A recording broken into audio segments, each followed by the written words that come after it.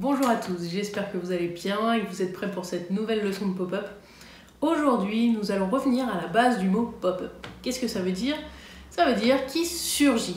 Donc aujourd'hui, nous allons essayer de faire surgir le papier, de développer un mécanisme qui va permettre de créer un mouvement.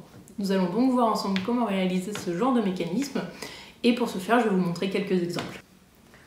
Dans le livre Où est notre maman de Yating Hung, vous voyez que sur cette page, au second plan, nous avons deux petits têtards qui surgissent de derrière la pièce verte qui se trouve devant. Si vous vous souvenez de la leçon de la semaine dernière, eh bien, on peut observer qu'en fait, ce premier plan n'est autre qu'une table derrière laquelle se cachent effectivement nos deux têtards qui vont venir surgir de derrière. Voici un autre exemple, une série de livres qui s'appelle les Mini-Pop, qui est réalisée par Kimi Kawarabe, qui est très intéressante parce qu'elle utilise souvent ce système de surgissement d'éléments pour gagner en volume et pour surprendre le lecteur. Par exemple, dans ce livre, voilà, on voit que les légumes surgissent du livre. Ici, ce sont des sauterelles.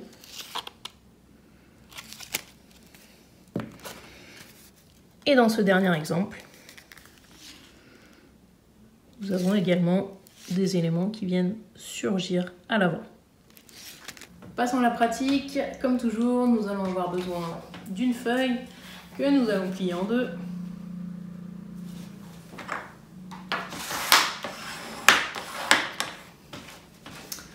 Et à l'intérieur de laquelle nous allons devoir construire deux éléments. Notre élément en fond de carte qui va venir surgir et une deuxième pièce qui va venir devant pour masquer le mécanisme. Pour construire le mécanisme, nous allons avoir besoin d'une feuille A5, ça va nous suffire. Et cette fois, nous allons la plier dans le sens de la longueur, comme ceci. Voilà. Et nous allons devoir créer deux plis qui vont être parallèles l'un à l'autre.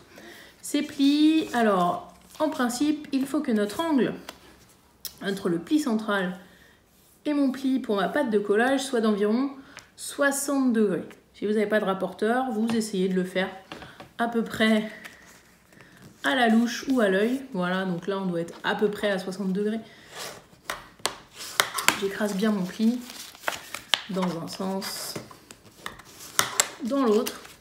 Et je vais venir en faire un second, parfaitement parallèle au premier. Voilà, environ 2 cm de distance. Je plie des deux côtés.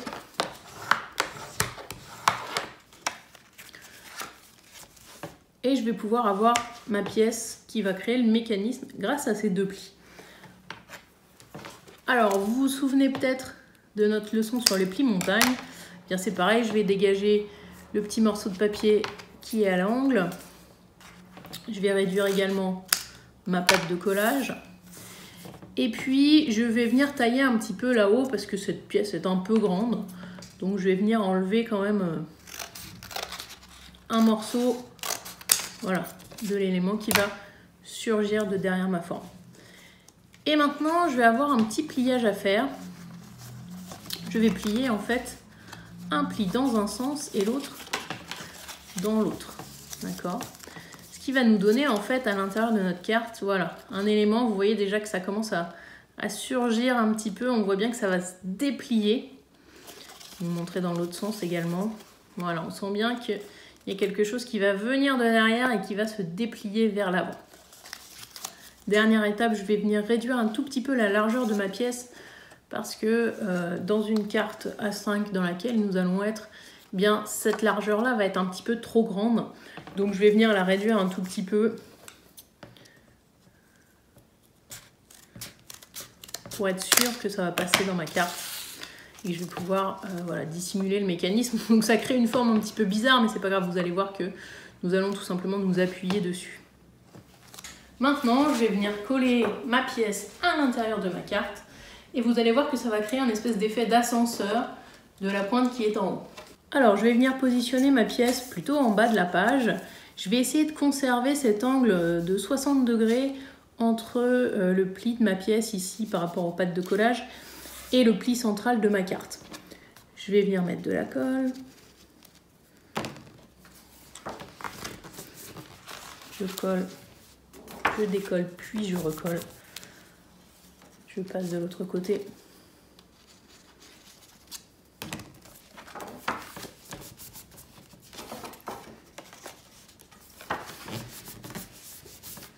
Voilà, et vous allez voir qu'à l'ouverture, eh bien j'ai un espèce d'effet d'ascenseur. Je vois bien que cette pointe là-haut monte vers le haut de la carte. C'est important de refermer sa colle à chaque fois, parce que sinon ça sèche.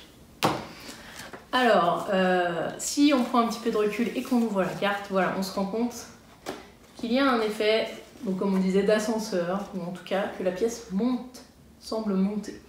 Donc maintenant il va nous manquer un dernier élément, ça va être la pièce qui va venir devant et qui va venir masquer le mécanisme et qui va créer cet effet de surprise. Pour créer la pièce à l'avant, alors là on va pas s'embêter, on va juste faire une sorte de boîte. Donc je vais prendre à nouveau une petite page A5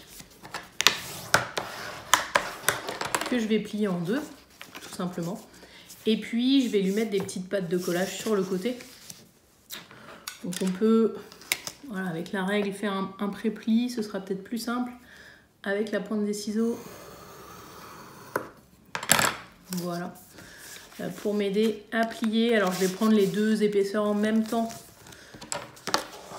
Et puis je vais mettre un petit coup de plioir des deux côtés. Voilà. Donc là j'ai ma pièce tout simplement. Je vais enlever les coins de mes pattes de collage pour éviter qu'elles se voient au moment où je vais coller. Et si je reprends ma carte, eh bien, je vais venir mettre ma pièce devant pour dissimuler l'élément qui va surgir à l'arrière. Alors voilà, ça va venir tout pile sur le côté de ma carte. Alors là, je me rends compte que j'ai pas la place de mettre ma patte de collage derrière, donc tant pis, pour cette fois, elle sera visible. Donc je vais la passer de l'autre côté. Ici, pareil. Voilà. Je vais descendre au maximum ma pièce, la mettre le plus au bord possible. Et puis, je vais venir mettre ma colle sur mes pattes de collage.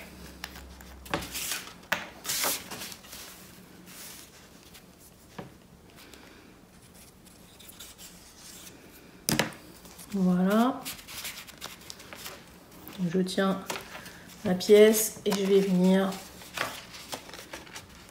refermer ma carte sur la colle. Faire la même chose de l'autre côté. M'assurer que je suis bien à l'intérieur de ma carte.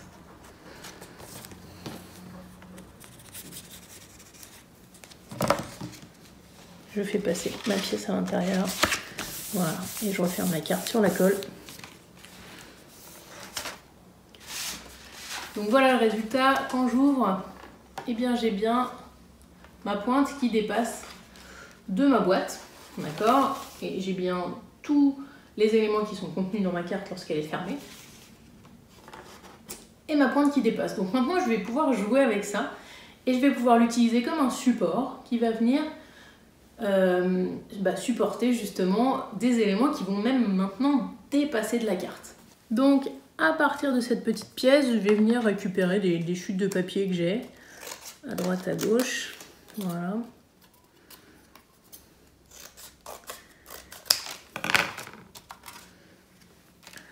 Et je vais venir faire des tests, hein, tout simplement. Je mets un peu de colle et je viens de mettre sur ces éléments.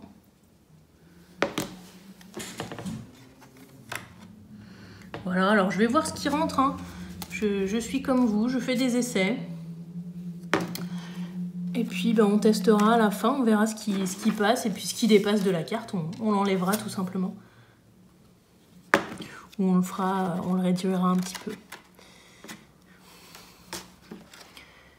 Je vais voir ce qui passe, je vais voir ce qui fonctionne. Je vais jouer également sur l'élasticité du papier. Je sais qu'il a la capacité de se plier.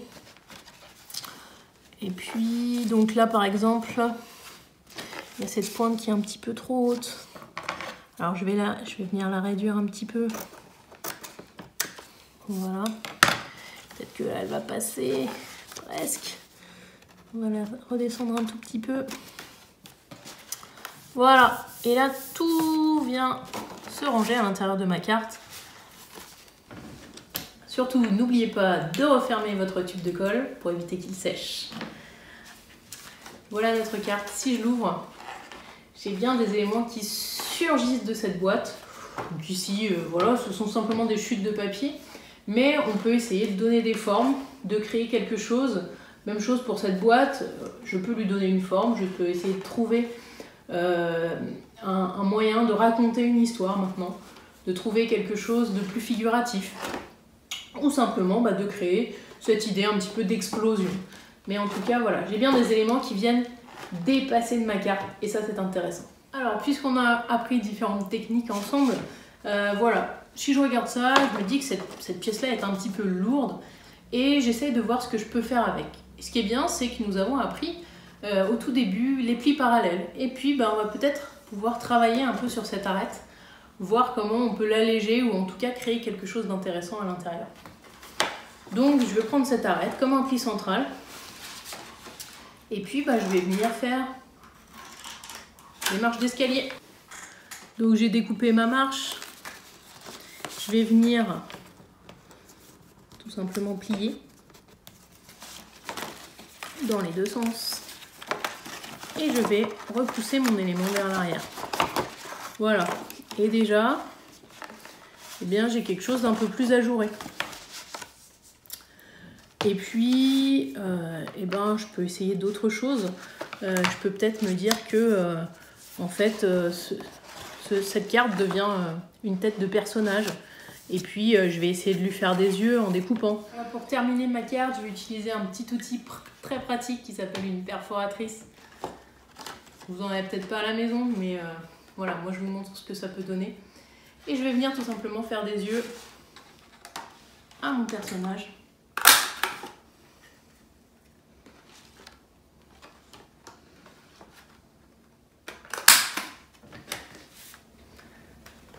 Et voilà, nous avons créé une carte en pop-up avec des éléments qui surgissent et qui sortent de la carte.